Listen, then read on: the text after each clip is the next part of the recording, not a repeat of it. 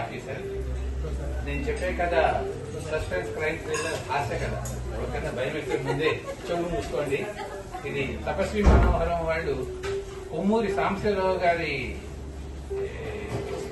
స్మరించుకుంటూ ఒకసారి గుర్తు చేసుకుంటూ ఆ డిటెక్టివ్ కథల మీద ఒక పోటీ నిర్వహిద్దామని కార్తీక్ గారు చెప్తే అప్పుడు రాసినటువంటి కథ. చిన్నప్పుడు ఎప్పుడో యుగంధర్ డిటెక్టివ్ అవన్నీ చదివి ఆ ఇన్స్పిరేషన్ తో రాసిన కథ.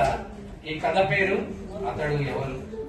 అర్ధరాత్రి 2 గంటల సమయం అతడు భుజానికి సంచి తగిలించుకుని రోడ్డు మీద పడ్డాడు. చిమ్మ చీకటి. అలా వెళ్తూ వెళ్తూ టార్చ్ లైట్ వేసి ఒక ఇంటి దగ్గర ఆగాడు. ఆ ఇంటి మీద హైట్స్ బిల్డింగ్స్ అని బోర్డు. దానిని చూసి పిట్టగోడ దూకి లోపలికి ప్రవేశించాడు. సందులోంచి లోపలికి వెళ్లి సందు తలుపు చాకచక్యంగా తీసి లోపలికి వెళ్ళాడు. అది డూప్లెక్స్ ఇల్లు. కింద హాలు, కిచెన్, పైన 2 బెడ్రూమ్లు. కింద బీరువా ఉంది. బీరువా ఓపెన్ చేశాడు. అందులో ఉన్నటువంటి నగలు అన్ని తీస్తున్నాడు. చిన్నగా మెట్లెక్కి పైకి వెళ్ళాడు. పైన ముందు గదిలో ఒక ఆయన దగ్గుతూ పడుకుని ఉండరు, ముసలాయన. ఆయన చూస్తూనే ఓ ఈయన వాళ్ళ నాన్న గుమ్మడి పేరు, ఈయన ఒక పెద్ద వేస్ట్ క్యారెక్టర్ అనుకున్నాడు. అనుకుని ఇంత మనకేం ఉపయోగం లేదు, ఆ మందులు వేసుకుంటూ కూర్చుంటాడు అనుకుని మళ్ళా వెనక గదిలోకి వచ్చి చూశాడు. అక్కడ అంజలి, నాగేశ్వరరావు పడుకుని ఉన్నారు. వాళ్ళ వెనకాల బీరువా ఉంది. శబ్దం చేయకుండా ఆ బీరువా ఓపెన్ చేసి అందులోంచి నగలు, డబ్బు అన్ని తీసుకున్నాడు. ఉడాయించేసాడు. తెల్లవారింది.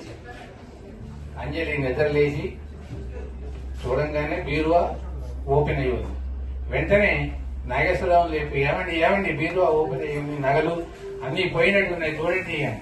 అవునా అని చూస్తే ఆ బీరువాలో ఉన్నటువంటి నగలు అన్ని పోయినాయి. వెంటనే అనుమానం వచ్చి మెట్లు దిగి కిందకు వచ్చారు. కింద బీరువా కూడా ఓపెన్ అయ్యి ఉంది. అందులో నగలు, నట్ర అన్ని కూడా పోయినాయి. బహుశా నువ్వు రాత్రి తలుపులేసి ఉండవు, ఇది నీ నిర్వాహకమే అన్నాడు అంజలి వైపు చూస్తూ నాగేశ్వరరావు. ఏదన్నా మంచి జరిగితే మీ గొప్పతనం, ఏదన్నా చెడు జరిగితే నా నిర్వాహకం, ఇంతే కదా మీ తత్తులు అని. ఈ లోపల పైనుంచి వీళ్ళ ఫాదర్ గుమ్మడి నాగభూషణం, అమ్మాయి కాఫీ పట్టరా, నాకు చాలా సేపు అయింది, ఇప్పటిదాకా నువ్వు కాఫీ ఇవ్వలేదు అన్నాడు. అప్పుడు నాగేశ్వరరావు, సరే ఈ విషయం నేను పోలీసులకు చెప్తాను, నువ్వు వెళ్లి ముందు ఆయన కాఫీ ఇవ్వు, లేకపోతే ఆయన అరిచి విసిగించి మనం చంపేస్తాడు అన్నాడు. వెంటనే పోలీసులకి ఫోన్ చేయడం జరిగింది. మహావీర్ తన పోలీసు అంచెలతోటి జీపులో ఇంటికి వచ్చాడు. ఇంట్లో ఉన్న అన్నిటినీ పరిశీలించాడు. వాళ్ళ నౌకర్లు, చాకర్లు అందరినీ పిలిచాడు. అందరి దగ్గర వివరాలు తీసుకున్నాడు. ముందు గదిలోకి వెళ్లి అంజలి వాళ్ళ నాన్నగారైనటువంటి గుమ్మడిని కూడా, ఏమండి రాత్రి మీరేమన్నా చూసారా అన్నాడు. ఒక అబ్బాయి వచ్చాడు, నల్లగా పొట్టిగా ఉన్నాడు, చూశాను అన్నాడు. అవునా అనుకుని ఆలోచిస్తూ ఇంట్లో వాళ్ళందరినీ, మీరందరూ నిన్న డ్యూటీకి వచ్చారా, ఎవరెవరు ఆబ్సెంట్ అయ్యారంటే రత్తాలు రాంబాబు డ్యూటీకి రాలేదు అని తెలిసింది. వెంటనే రత్తాలు రాంబాబుని పిలిపించాడు. మీరు ఎక్కడికి వెళ్ళారు అన్నాడు. మేము పెళ్లికి వెళ్ళామండి, అందుకే రాలేదండి అన్నాడు. ఎటువంటి క్లూ దొరకలేదు, ఎటువంటి అనుమానం కూడా లేదు. అందుకని వెంటనే డిటెక్టివ్ యుగంధర్కి ఫోన్ చేసి, యుగంధర్ గారు ఒకసారి రండి, ఇక్కడ ఒక పెద్ద సమస్య వచ్చింది అన్నాడు. అప్పుడు యుగంధర్ వచ్చి అన్ని చూసి, మీరు ఈ మధ్యకాలంలో ఏమన్నా రిపేర్ చేయించారా ఇంట్లో అని అడిగాడు. నాగేశ్వరరావు, ఈ మధ్యనే ఈ సందులో తలుపు రిపేర్ వస్తే దీనికి గడియ వేయించామండి అన్నాడు. ఎవరి చేత వేయించారు గడియ అన్నాడు. కార్పెంటర్ కన్నా అండి అతని పేరు అన్నాడు. ఎక్కడ అతని ఇల్లు అన్నాడు. ఈ వెనకాల సందులోనేనండి అన్నాడు.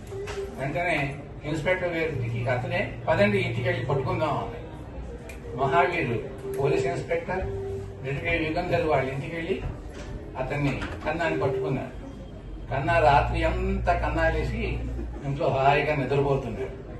పట్టుకుని 4 ఉతుకులు ఉతికి ఇంటికి తీసుకొస్తే జరిగిన విషయం అంతా చెప్పాడు.